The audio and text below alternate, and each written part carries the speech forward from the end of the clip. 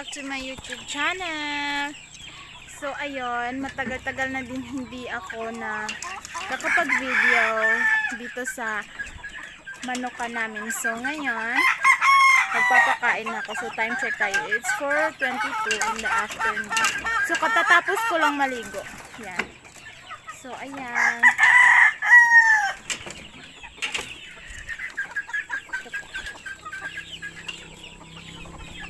So, samahan nyo ako magpakain guys. So, yun.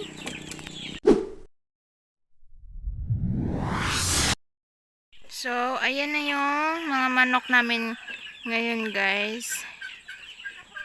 Dumami na din sila ulit. Yan. So, doon is nakalagay yung mga sisiw. Tsaka dito.